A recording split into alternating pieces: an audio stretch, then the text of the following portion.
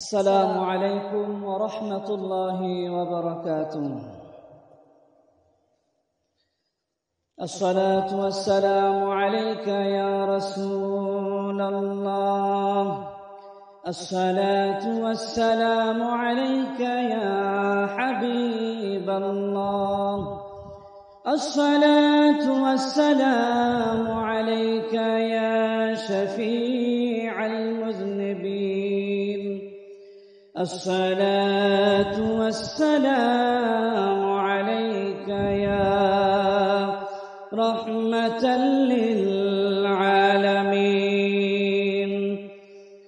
الحمد لله رب العالمين، والعاقبة للمتقين،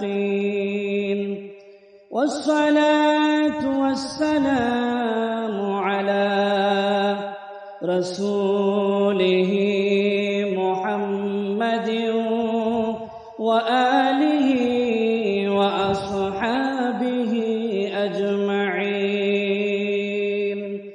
فقد قال الله تعالى في شأن حبيبه مخبرا وآمرا، সকলে মহব্বতের সাথে পড়ি আউযু বিল্লাহি মিনাশ শাইতানির রাজীম, বিসমিল্লাহির রাহমানির রাহিম।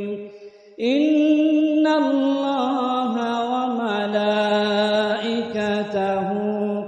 ইউসাল্লুনা আলান নবী ইয়া আইয়ুহাল্লাযীনা আমানু সাল্লু আলাইহি ওয়া সাল্লিমু তাসলিমা। আল্লাহুম্মা সাল্লি আলা মাওলানা মুহাম্মদ ওয়া আলা আলি সাইয়্যিদিনা মাওলানা মুহাম্মদ। সকলে মুহাব্বতের সাথে পড়ি আল্লাহুম্মা সাল্লি আলা সাইয়্যিদিনা মাওলানা মুহাম্মদ ওয়া আলা আলি সাইয়্যিদিনা মাওলানা মুহাম্মদ। বালাগাল উলা বিকামালিহি কাশাফাদ দুজা বিজামালিহি হাসনাত জামিউ খিসালিহি সাল্লু আলাইহি ওয়া আলিহি। পবিত্র শবে জুমা উপলক্ষে আয়োজিত আজকের এই মিলাদ শরীফের মুবারক মাহফিলে উপস্থিত আছেন পাক রওজা শরীফের পরম শ্রদ্ধেয় খাদেম জনাব আলহাজ মৌলভী আব্দুর রাজ্জাক সাহেব, উপস্থিত আছেন নলতা কেন্দ্রীয় আহসানিয়া মিশনের কর্মকর্তাবৃন্দ, আমার দয়াল মুর্শিদ মাওলার আওলাদগণ এবং দূর দূরান্ত থেকে আগত জায়েরিন বাবারা, ভাইয়েরা, পর্দার আড়ালে অবস্থানরত আমার মা ও ভগ্নীগণ এবং লাইভের মাধ্যমে দেশ এবং প্রবাস থেকে যারা আজকে আমাদের অনুষ্ঠানে অংশগ্রহণ করেছেন এবং যারা পরবর্তীতে অনুষ্ঠানটি উপভোগ করবেন, সকলকে জানাই আমার অন্তরের অন্তঃস্থল থেকে আন্তরিক মুবারকবাদ, সালাম এবং আবারও দুআ। আসসালামু আলাইকুম ওয়া রাহমাতুল্লাহি ওয়া বারাকাতুহু। মহান ভালোবাসা দিয়ে দুরূদ শরীফ পাঠ করার তৌফিক এনায়েত করেছেন, এজন্য সেই রব্বুল ইজ্জতের দরবারে সকলে কালিমাতান শুকরিয়া আদায় করি, বলি আলহামদুলিল্লাহ হামদান কাসীরান তাইয়িবান মুবারাকান ফীহি। এবং লক্ষ কোটি দুরূদ ও সালামের হাদিয়া পেশ করছি আমাদের দয়াল নবীজি সাল্লাল্লাহু আলাইহি ওয়াসাল্লামের রওজা তাহারে সাল্লাল্লাহু তাআলা আলাইহি ওয়া আলা আলিহি ওয়া আসহাবিহি ওয়া বারিক ওয়া সাল্লিম। এবং আমাদের সকল শ্রদ্ধা ভালোবাসা আমরা নিবেদন করছি এই পবিত্র দরবারের বাদশাহ আমাদের দয়াল মুর্শিদ মাওলা রহমাতুল্লাহ আলাইহির রুহানি কদম মুবারকে। আল্লাহ পাক রব্বুল আলামিন আমাদেরকে মেহেরবানি করেছেন, অনেক বড় দয়া করেছেন। একটি সপ্তাহ পর আবার পাপের বোঝা মাথায় নিয়ে দয়াল মুর্শিদ মাওলার মোহাব্বতের টানে আল্লাহর রেজামন্দি অর্জনের জন্য, হাসিলের জন্য, দয়াল নবীজি সাল্লাল্লাহু আলাইহি ওয়াসাল্লামের ভালোবাসায় আমরা যে আল্লাহ পাক যে আমাদেরকে আসার তৌফিক এনায়েত করেছেন, এটা আমাদের জন্য অনেক বড় দয়া, আল্লাহ অনেক বড় মেহেরবানি। আমি বলে থাকি, প্রায় যারা দূরে থাকেন, বিশেষ করে যারা প্রবাসে থাকেন, অনেক দিন আসতে পারেন না নর্তা শরীফে, তারা বুঝতে পারেন যে দরবার শরীফ থেকে দূরে থাকাটা যে কত কষ্টের। যারা আশেক, যারা মুর্শিদ মাওলার আশেক যারা আছেন, যারা দূরে থাকেন, ঢাকা, চট্টগ্রাম, হবিগঞ্জ, লাইভের মাধ্যমে অনেকে শর্টকাট করে দেখে, মনের অনেক কষ্ট, তারা লাইভে অনেকে এসে দোয়া চায়, আরজি পেশ করে। আমিও যখন বাইরে ছিলাম, ইরানে যখন পড়তাম, তো ওরস শরীফে 2020 সালে তো ওরস শরীফ সংক্ষিপ্ত আকার হয়েছিল। এর একবার আবার 21 সালে একবার ওরস শরীফে আমি অংশগ্রহণ করতে পারি নাই। তো যে কি কষ্ট যখন বাইরে ছিলাম, সেই যে বেদনা এবং বিরহ, এই দয়াল নবী দয়াল মুর্শিদ মাওলার এই অনুষ্ঠানাদি, ওনার রওজা শরীফ থেকে দূরে থাকা অনেক বড় বেদনার, বিরহের। তো আল্লাহ পাক যে আমাদেরকে নিকটে রেখেছেন, মুর্শিদ মাওলার কদমের কাছে আমাদেরকে আশ্রয় দিয়েছেন, এটা আমাদের জন্য অনেক বড় দয়া। মুর্শিদ মাওলার আল্লাহ পাক রব্বুল আলামিনের অনেক বড় রহমত। আল্লাহ পাক রব্বুল আলামিন যে আমাদেরকে আশরাফুল মাখলুকাত হিসেবে সৃষ্টি করেছেন, আল্লাহ পাক রব্বুল আলামিন যত সৃষ্টি রয়েছে, আমরা জানি 18,000 মাখলুকাতের কথা বলি। 18,000 কি আছে? তার এই 18,000টা একটি আমরা অনুমান, একটি নির্ভর, একটি সংখ্যা আমরা বলি। কিন্তু আল্লাহ পাক রব্বুল আলামিনের যে কত সৃষ্টি রয়েছে, এর গণনা এটা আমরা কেউ বলতে পারি না। এই অসংখ্য সৃষ্টিকুলের মধ্য থেকে আল্লাহ পাক রব্বুল আলামিন যে আমাদেরকে আশরাফুল মাখলুকাত হিসেবে ঘোষণা দিয়েছেন, কবুল করেছেন, এটাও আমাদের জন্য অনেক বড় নিয়ামত। আমরা যেভাবে আল্লাহ পাক রব্বুল আলামিনের প্রশংসা করি, তাসবিহ পাঠ করি, আল্লাহ পাক রব্বুল আলামিনের গুণকীর্তন করি, আল্লাহকে ডাকি, ইবাদত করি, এমনি ভাবে প্রত্যেক সৃষ্টি আল্লাহ পাক রব্বুল আলামিনের প্রশংসা করে, আল্লাহ পাক রব্বুল আলামিনের তাসবিহ পাঠ করে, আল্লাহ পাক রব্বুল আলামিনের প্রশংসা, হাম, সানা তারা আল্লাহ পাক তারা বর্ণনা করে। শুধু আমরা নই, আমরা যেমন ভাবে দয়াল নবীজি সাল্লাল্লাহু আলাইহি ওয়াসাল্লামকে ভালোবাসি, দয়াল মুর্শিদ মাওলা দয়াল নবীজি সাল্লাল্লাহু আলাইহি ওয়াসাল্লাম মহব্বতে আমাদের হৃদয় কাঁদে, আমরা নবীজি সাল্লাল্লাহু আলাইহি ওয়াসাল্লামের আশিক, আমরা নবীজি সাল্লাল্লাহু আলাইহি ওয়াসাল্লামকে মহব্বত করি, তার বিরহে আমাদের অন্তর কাঁদে। ঠিক তেমনি ভাবে অন্য যত সৃষ্টি রয়েছে, সকল সৃষ্টিকুল দয়াল নবীজি সাল্লাল্লাহু আলাইহি ওয়াসাল্লামকে মহব্বত করে। আমরা বুঝতে পারি না, একটি জড় পদার্থ মনে করি, জড় পদার্থ কিভাবে আল্লাহর তাসবিহ করে, নবীজি সাল্লাল্লাহু ভালোবাসে না, এটা আমরা বুঝি না। কিন্তু আল্লাহ পাক রব্বুল আলামিন তাদের তাসবিহ, তাদের প্রশংসা, গুণকীর্তন আল্লাহ পাক শোনেন, আল্লাহ পাক তিনি সব কিছু দেখেন। দয়াল নবীজি সাল্লাল্লাহু আলাইহি ওয়াসাল্লামও তিনিও সবকিছু শুনতে পান। সেই কুদরতি শক্তি আল্লাহ পাক রব্বুল আলামিন তার নিজের কুদরতে নবীজি সাল্লাল্লাহু আলাইহি ওয়াসাল্লামকে দান করেছেন। আল্লাহ পাক রব্বুল আলামিন সে কথাই সূরা বনী ইসরাঈলের 44 নম্বর আয়াতে আল্লাহ পাক রব্বুল আলামিন ঘোষণা দিচ্ছেন যে কেমন ভাবে সমগ্র সৃষ্টিকুল আল্লাহ পাক রব্বুল আলামিনের তাসবিহ পাঠ করে। আমি বললে হয়তো আপনারা বিশ্বাস নাও করতে পারেন, কিন্তু আল্লাহ কোরআনে পাকে সে কথা স্পষ্ট আকারে তিনি ঘোষণা দিয়েছেন।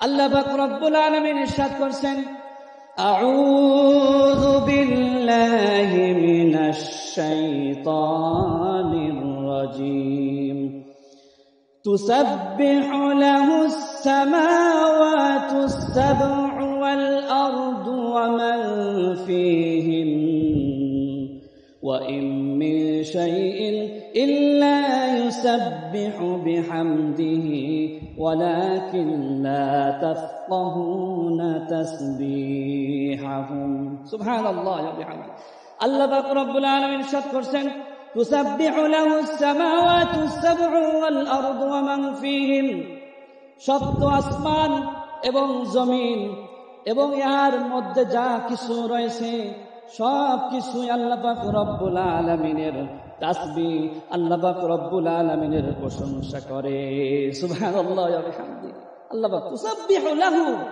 তার তাসবিহ পাঠ করে কার তাসবিহ পাঠ করে এই লাহু এখানে সর্বনাম আল্লাহ পাক রব্বুল আলামিনকে বোঝাচ্ছেন আল্লাহ পাক নিজেই তিনি ঘোষণা দিচ্ছেন যে আসমান এই সপ্ত আসমান তুসাব্বিহু লাহুস সাব'ু তুসাব্বিহু লাহুস সামাওয়াতুস সাব'ু সামাওয়াতুস সাব'ু শব্দের অর্থ হলো সপ্ত আসমান অর্থাৎ সাত আকাশ আমরা জানি যে আকাশ কয়টি জানি আমরা সাতটি আকাশ সে কথা আল্লাহ পাক কোরআনের মধ্যে বলেন তুসাব্বিহু লাহুস সামাওয়াতুস সাব'ু ওয়াল আরদু সাত আসমান এবং জমিন এবং ইহার মধ্যে যা কিছু রয়েছে ওমান ফীহিন্না এর মধ্যবর্তী যা কিছু রয়েছে সব কিছু তুসাব্বিহু লাহু তার প্রশংসা করে আল্লাহর প্রশংসা করে ওয়া ইন মিন শাইইন ইল্লা ইউসাব্বিহু বিহামদিহি আর তার তাসবিহ পাঠ করা থেকে তার প্রশংসা করা থেকে তার সানা বর্ণনা করা থেকে কোনো কিছুই বাদ নাই কোনো সৃষ্টি বাদ থাকে না সকলেই আল্লাহ পাক রব্বুল আলামিনের প্রশংসা করে থাকে আল্লাহর তাসবিহ পাঠ করে থাকে ওয়ালাকিন লা তাফকাহুনা তাসবিহাহুম এরপরে আল্লাহ পাক বলেন ওয়ালাকিন লা তাফকাহুনা তাসবিহাহুম কিন্তু তোমরা তাদের তাসবিহ তাদের ওই আল্লাহ পাকের যে প্রশংসা করে তারা আল্লাহর তাসবিহ পাঠ করে তোমরা তা বুঝো না তোমাদের তা বুঝে আসে না বোধগম্য নয় তোমরা মানুষেরা তোমরা বুঝতে পারো না যে একটি জড় পদার্থ একটি পাথরের কণাও একটি সাধারণ একটি জন্তু সাধারণ একটি জড় পদার্থ অণু পরমাণু পরিমাণ যে আমরা যেটা আমাদের চোখে আমরা সাধারণভাবে দেখতে পাই না সেটিও আল্লাহ পাক রব্বুল আলামিনের প্রশংসা গুণকীর্তন করে সুবহানাল্লাহি ওয়া বিহামদিহি আর আল্লাহ বলেন তোমাদের এটা বোধগম্য আসে না ওয়ালাকিন লা তাফকাহুনা তাসবিহাহুম ইন্নাহু কানা হালিমান গফুরা নিশ্চয়ই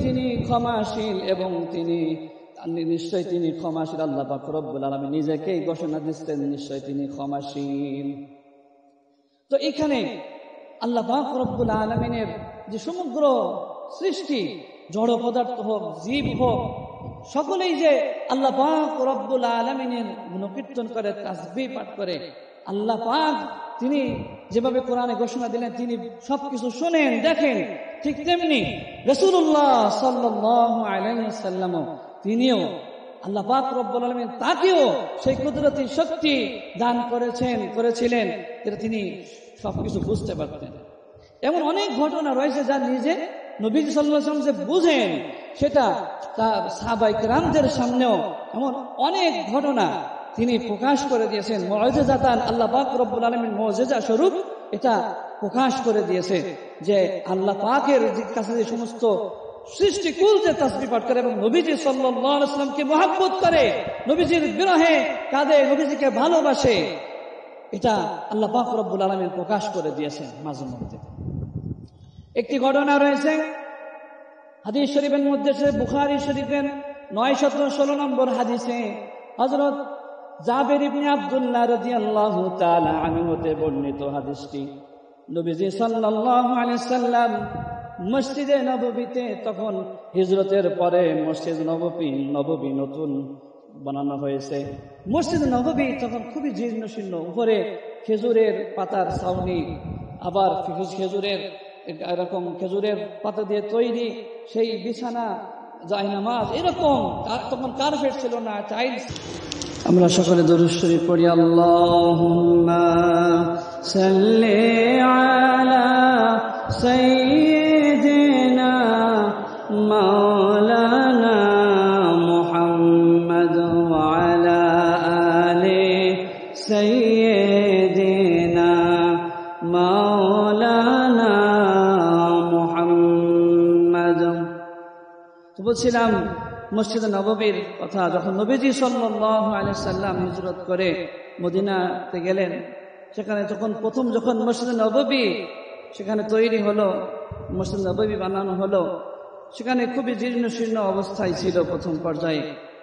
নবীজি সাল্লাল্লাহু আলাইহি সাল্লাম একটি খেজুর গাছের কাণ্ড, একটি মরা খেজুর গাছের কাণ্ডের সাথে তিনি হেলান দিয়ে খুতবা পাঠ করতেন, জুমা খুতবা দিতেন, মসজিদে আলোচনা করতেন। কোন কোন রিওয়ায়াতে আছে যে ওই খেজুর গাছের একটি কাণ্ড ছিল, একটি লক, এটি বেছানো ছিল, সেটার উপরে দাঁড়িয়ে যাতে দূর থেকে নবীজি সাল্লাল্লাহু আলাইহি সাল্লামকে দেখতে পান সাহাবায়ে কেরাম, সেজন্য সেই খেজুর, আমরা যেভাবে মেম্বার ব্যবহার করি, মেম্বারের উপরে দাঁড়িয়ে আমরা খুতবা দিই, দূর থেকে দেখতে পান মুসল্লিয়ে কেরাম। তো এই মেম্বারের স্বরূপ খেজুর গাছের একটি কাণ্ড, একটি লক, সেখানে নবীজি সাল্লাল্লাহু আলাইহি সাল্লাম ব্যবহার করতেন। বেশিরভাগ রিওয়ায়াতে বুখারী শরীফের যে হাদিসটা আমি বলছি, এই হাদিসের ভিতরে রিওয়ায়াতে এসেছে ওই খেজুর গাছের সাথে হেলান দিয়ে নবীজি দাঁড়িয়ে তিনি খুতবা দিতেন। নবীজি সাল্লাল্লাহু আলাইহি সাল্লামের অনেক কষ্ট হতো খেজুর গাছে দাঁড়িয়ে তিনি এই খেজুর গাছের সাথে হেলান দিয়ে খুতবা দিতেন। একজন আনসার মহিলা সাহাবী নবীজি সাল্লাল্লাহু আলাইহি সাল্লামের কাছে আরজি পেশ করলেন, ইয়া রাসূলুল্লাহ, ইয়া হাবিবাল্লাহ, আপনি যদি অনুমতি দেন তাহলে আমি, আমার ছেলে কাঠ মিস্ত্রি আছে, আমি আমার ছেলেকে দিয়ে আমি একটি খেজুর গাছ, আমি একটি কাঠের তৈরি মিম্বার আপনাকে বানিয়ে দিতে চাই। নবীজি সাল্লাল্লাহু আলাইহি সাল্লাম অনুমতি দিলেন। ওই মহিলা আনসারী সাহাবী নবীজি সাল্লাল্লাহু আলাইহি সাল্লামকে অনুমতি নিয়ে ওনার ছেলেকে তিনি বললেন, ওনার ছেলে একটি তখনকার সময়ে দামি কাঠ দিয়ে সুন্দর কারুকার্য করে একটি মেম্বার, যে সিঁড়ি আমরা বর্তমানে ব্যবহার করি, 3 সিঁড়ি বিশিষ্ট একটি মেম্বার তৈরি করে দিলেন। নবীজি সাল্লাল্লাহু আলাইহি সাল্লামের মসজিদে নববীতে যখন সুন্দর কারুকার্য খচিত মেহরাব কাঠের মেম্বার যখন সেখানে দেওয়া হলো, নবীজি সাল্লাল্লাহু আলাইহি সাল্লাম ওই মেম্বারের উপরে দাঁড়িয়ে খুতবা দিচ্ছেন, আর ওই সেই খেজুর গাছের সেই কাণ্ডটি যেটাকে হেলান দিয়ে নবীজি সাল্লাল্লাহু আলাইহি সাল্লাম খুতবা দিতেন, সেটিকে একটি পাশে সরিয়ে রাখা হলো। নবীজি সাল্লাল্লাহু আলাইহি সাল্লাম খুতবা দিচ্ছেন, এমন এই সময়ে পাশ থেকে কান্নার আওয়াজ আসে। কান্নার আওয়াজ কোথা থেকে আসে? হাদিসের মধ্যে রাওয়ায়াতে বর্ণনা এসেছে, এমন ভাবে কাঁদছিল, জোর আওয়াজে কাঁদছিল যে ওই কান্নার আওয়াজ মসজিদ নববীর শেষ কাতার পর্যন্ত পৌঁছে গিয়েছিল। মসজিদ নববীর শেষ কাতারে যিনি বসেছিলেন তিনিও ওই কান্নার আওয়াজ শুনতে পাচ্ছিলেন। কোথা থেকে কান্নার আওয়াজ আসে?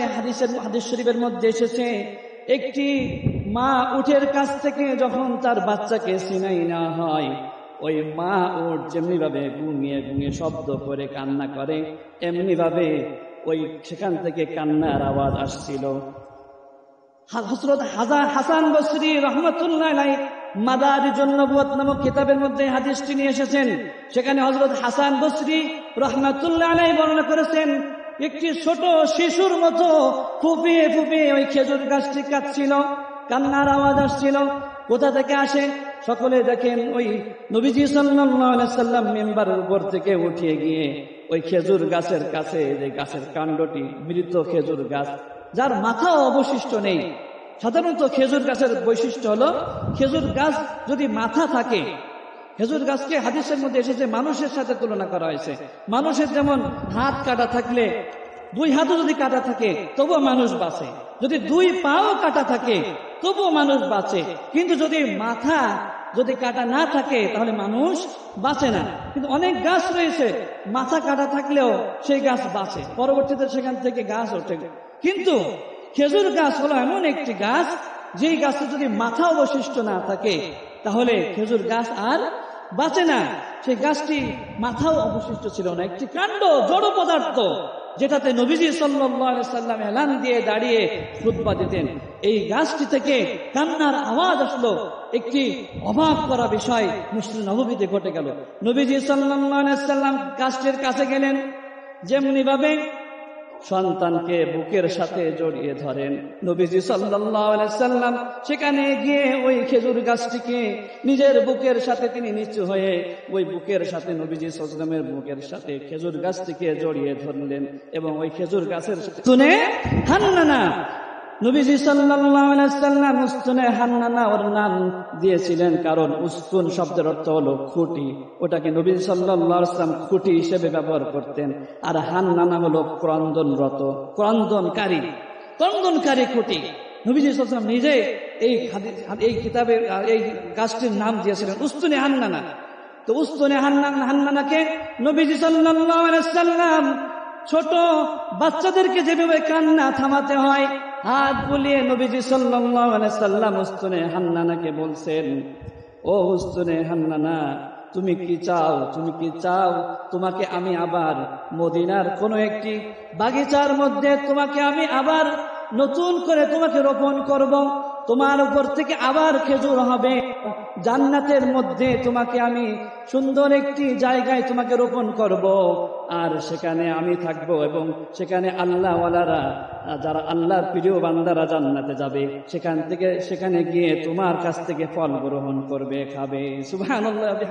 এই কথা বলা যে গাছের কোনো প্রাণও ছিল না অবশিষ্ট, অথচ সেই গাছটি নবীজি সাল্লাল্লাহু আলাইহি সাল্লামের মুহাব্বতে, ভালোবাসায় সেই গাছ থেকে ক্রন্দন, এই গাছ থেকে কান্নার আওয়াজ বেরিয়ে এসেছে। অর্থাৎ এই জড় পদার্থ সেও আল্লাহর তাসবিহ পাঠ করে, ঠিক তেমনি ভাবে এই যত সৃষ্টি রয়েছে আল্লাহ পাক রব্বুল আলামিনের, তারা নবীজি সাল্লাল্লাহু আলাইহি সাল্লামকে মুহাব্বত করে, ভালোবাসে। উস্তুনে হান্নানা তারই একটি দৃষ্টান্ত। শুধু আম্বিয়া কেরামদেরকে নয়, আউলিয়া কেরামদেরকেও, এই সমস্ত সৃষ্টিকুল আউলিয়া কেরামদেরকেও মুহাব্বত করে, তাদের বিরহে নিজের জীবন পর্যন্ত উৎসর্গ করে দেয়। কুতুবদিয়ার যে ঘটনাটি, দয়াল মুর্শিদ মাওলা যখন নিজের শারীরিক সুস্থতার জন্য কুতুবদিয়াতে ডাক্তারের পরামর্শে অবস্থান করেছিলেন, অল্প কিছুদিন কুতুবদিয়ায় ছিলেন হাওয়া পরিবর্তনের জন্য। দয়াল মুর্শিদ মাওলা যখন কুতুবদিয়ায় সন্ধ্যাকালীন ভ্রমণ এবং সকালের ভ্রমণ করতে যখন বের হতেন, ওই এলাকার মধ্য থেকে একটি কুকুর এসেও দয়াল মুর্শিদ মাওলা রহমতুল্লাহ আলাইহির পিছন পিছন চলত। দয়াল মুর্শিদ মাওলা রহমতুল্লাহ আলাইহি কেমন ভাবে মুহাব্বত করেছিল, মুর্শিদ মাওলা যেখানে যেতেন ওই কুকুরটিও পিছন পিছন সেখানে ছুটে যেত। মুর্শিদ মাওলা রহমতুল্লাহ আলাইহি যখন কুতুবদিয়া থেকে চলে আসবেন, আসার সময় হলো, মুর্শিদ মাওলা যখন বোর্ডের উপরে সওয়ার হলেন, জাহাজের উপরে আরোহণ করলেন, ওই কুকুরটি তখন একবার পানিতে ঝাঁপ দেয়, একবার ডাঙায় উপরে ওঠে, একবার সাগরের মধ্যে ঝাঁপ দেয়, একবার ডাঙার উপরে ওঠে, এইভাবে স্থলে জলে লাফালাফি করতে থাকে কুকুরটি। মুর্শিদ মাওলা আল্লাহর ওলিকে কুতুবদিয়ার সেই সাধারণ, যাকে আমরা নিকৃষ্ট একটি প্রাণী ভাবি, সেই কুকুর পর্যন্ত আমার দয়াল মুর্শিদ মাওলাকে চিনেছিল। কিন্তু অনেকে ভক্তরা যারা ছিলেন মুর্শিদ মাওলাকে বলেছিলেন যে, মুর্শিদ দয়াল বাবা আব্বাজান, আপনি এই কুকুরটিকে সাথে নিয়ে চলেন। কিন্তু ওই কুকুরটির মালিক যে ব্যক্তি, তার একটি ধারণা ছিল, তার একটা আকীদা ছিল, হলো যে যদি বাড়ি থেকে কুকুর চলে যায় তাহলে লক্ষ্মী বিদায় হয়, বাড়ি থেকে লক্ষ্মী বিদায় নেয়, বাড়ি আর বরকত থাকে না। তো এই বিশ্বাসকেও মুর্শিদ মাওলা তিনি ছোট করে দেখেননি, তিনি ওই কুকুরটিকে শুধু ওই কারণেই ছেড়ে চলে আসলেন। মুর্শিদ মাওলারও কষ্ট হচ্ছিল, তিনি ছেড়ে চলে আসলেন। পরবর্তীতে শোনা গেল যে মুর্শিদ মাওলার বিরহে এই নিকৃষ্ট প্রাণী যাকে আমরা মনে করি কুকুর, এই কুকুরটিও জীবন স্বর্গ করেছে, জীবন চলে গিয়েছে, কুকুরটি মারা গিয়েছিল আল্লাহর ওলির মুহাব্বতে, ভালোবাসা, বিরহ সহ্য করতে না পেরে। এজন্য আমরা মানুষেরা, আমরা যেভাবে আউলিয়া কিরামদেরকে মহব্বত করি, ভালোবাসি, আম্বিয়া কিরামদেরকে মহব্বত করি, দয়াল নবীজি সাল্লাল্লাহু আলাইহি সাল্লামকে ভালোবাসি নিজের জীবন থেকেও, ঠিক তেমনি সমস্ত প্রাণীকুল সৃষ্টিকুল তারাও আউলিয়াকে, এক শ্রেণীর কিছু মানুষেরা রয়েছে যারা তারা আল্লাহর স্মরণ থেকে গাফেল থাকে, নবীজির ভালোবাসা থেকে গাফেল থাকে, আউলিয়া কিরামদের তাদের মহব্বত করা থেকে, তাদের আদর্শ অনুকরণ থেকে তারা বিরত থাকে। এজন্য আমাদেরকে আল্লাহর কাছে দোয়া করতে হবে, আল্লাহ যেন আমাদেরকে আল্লাহর তাসবিহ পাঠকারী বান্দাদের মধ্যে থেকে কবুল করেন। সকলে বলি আমিন। আল্লাহর নবী সাল্লাল্লাহু আলাইহি সাল্লাম প্রিয় হাবিব আমাদের দয়াল নবীজি সাল্লাল্লাহু আলাইহি সাল্লামের আশিক হিসেবে, আল্লাহর আউলিয়া কিরামদের আশিক হিসেবে আল্লাহ পাক যেন আমাদেরকে কবুল করেন এবং মৃত্যু দাম তাক আমাদের মরণের আগ পর্যন্ত যেন আমরা এই আদর্শের উপরে আমরা অটল থেকে এই জীবনের শেষ পর্যন্ত যেন এইভাবে আমরা থাকতে পারি। আল্লাহ পাক আমাদের সকলকে সেই তৌফিক দান করুন। সকলে বলি আমিন। ওয়া আখিরু দা'ওয়ানা আলহামদুলিল্লাহি রাব্বিল আলামিন। আসসালামু আলাইকুম ওয়া রাহমাতুল্লাহি ওয়া বারাকাতুহু।